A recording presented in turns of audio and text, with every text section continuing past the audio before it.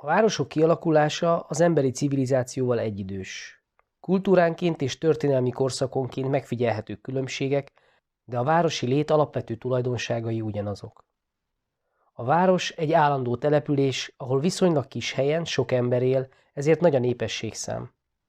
Kőből, téglából épített lakóházak és monumentális építmények, például városfalak, templomok, központi épületek vagy paloták alkotják. A vidéki kisközösségek szervező, összetartó ereje a vérségi kapcsolatokban volt. A városi közösségekre az együttműködés, a hasonló élethelyzetből adódó összetartozás tudata jellemző. A városban élő emberek elszakadtak a termőföldtől, és valamilyen speciális tevékenységet folytattak, például iparral, kereskedelemmel foglalkoztak. A városok létét ezért alapvetően befolyásolta a gazdasági viszonyok állapota, a társadalom tagjai közötti munkamegosztás lehetősége. 1000 éven át a Földközi-tenger medencéjének ura Róma volt. A birodalom tartományai, a provinciák nem csak politikai egységet teremtettek, de egymással szoros gazdasági kapcsolatban is álltak, kereskedtek egymással. Ennek az együttműködésnek köszönhető, hogy városok, amelyek kereskedelmi, vallási és irányítási központok voltak, nagy számban jöttek létre a római birodalomban. Az 5. században a népvándorlási hullámok elsöpörték a római császárok hatalmát. A nyugat-római birodalom helyén kisebb, keresztény királyságok alakultak, a távoli területek közötti korábbi gazdasági együttműködés teljesen megszűnt, a városok elnéptelenedtek. Több mint 500 év elteltével a 10. és 11. században a mezőgazdaságban tapasztalható fejlődést tette lehetővé a városodást újra Nyugat-Európában. Ekkor jelentek meg a földművelés új módszerei, a 2- és 3-nyomásos gazdálkodás, amelynek lényege, hogy a megművelhető földterületnek bizonyos hányadát évről évre váltogatva pihentették, csak a másik részét vetették be. Emellett technológiai újítások is megjelentek, például alkalmazni kezdték a szügyhámot, amely növelte az állatok igavonó erejét, elterjedt az aszimmetrikus ekevassal ellátott nehézeke, amely mélyebben szántotta fel a talajt, és keményebb földek feltörésére is alkalmas volt. Ezek az újítások a mezőgazdaság termelékenységére kedvezően hatottak. A lakosság élelemmel való ellátása bőséges volt, ami jelentősen növelte a népességszámot, és megjelent a felesleg is. A népességszám növekedésével és az önfenntartáson már túlmutató emberi szükségletek megjelenésével a piaci viszonyok keresleti oldala erősödött. A különböző mesterségek közül létszám szerint a ruházati iparágban dolgozó szűcsök, szabók és tímárok emelkedtek ki, őket követhették a fémművesek és az építőiparban dolgozók.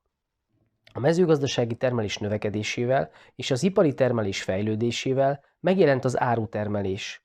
Újraélett a kereskedelem, amelynek helyszínei a piacok lettek. Piacok jöttek létre a régi útvonalak mentén fekvő egykori római városokban, ilyen volt Barcelona és Marseille, az egyházi központok vagy vallási szempontból fontos helyeken, például Róma vagy Párizs, folyami átkelőknél, ilyen volt Regensburg és Cambridge, de különböző földrajzi tájak vagy útvonalak találkozásánál is. A piacokon rendszeresen vásárokat tartottak, és ez vonzotta a mesterségekkel foglalkozó szakemberek és kereskedők letelepülését. Így jöttek létre a középkori városok, amelynek lakói arra törekedtek, hogy minél nagyobb önállóságra tegyenek szert.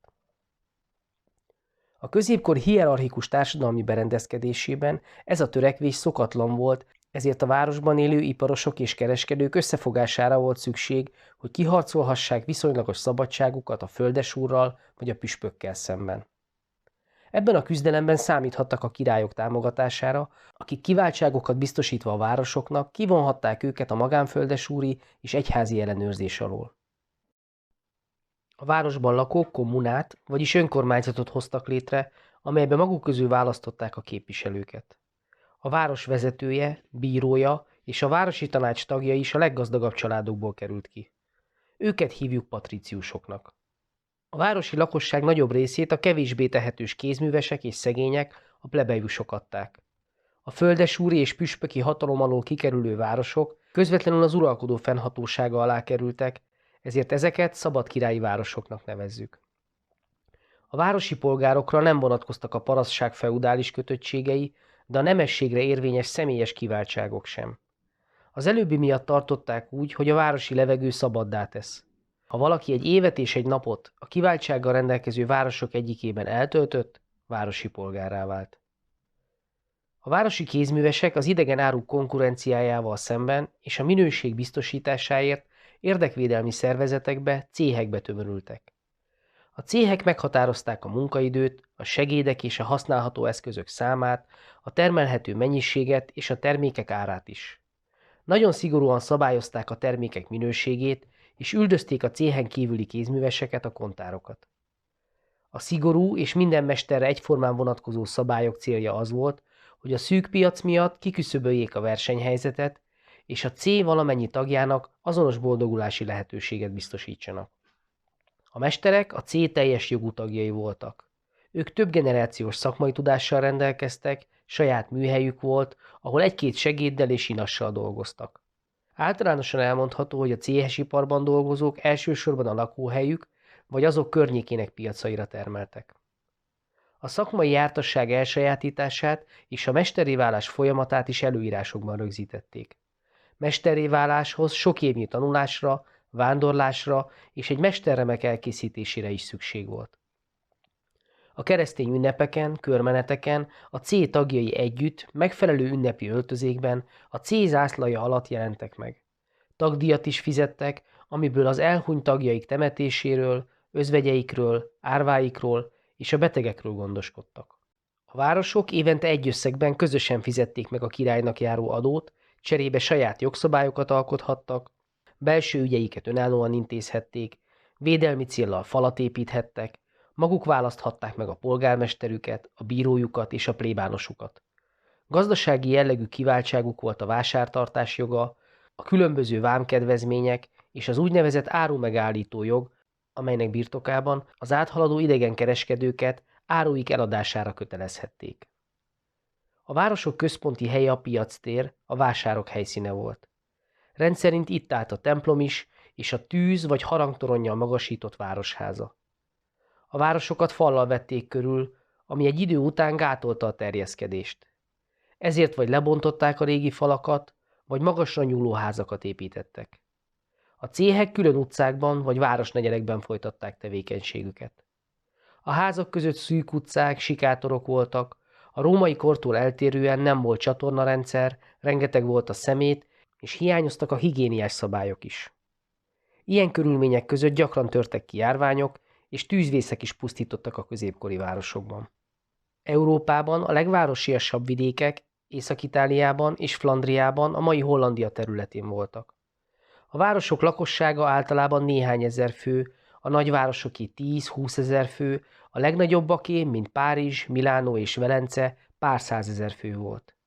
A városok fellendülésével együtt élet újjá a távolsági kereskedelem is. A levantei kereskedelemben résztvevő Genova és Velence a mesés kelet luxus cikkeit, selymet, illatszereket és drágaköveket szállítottak a karavánutak végpontjairól a földközi tengeren át Európába.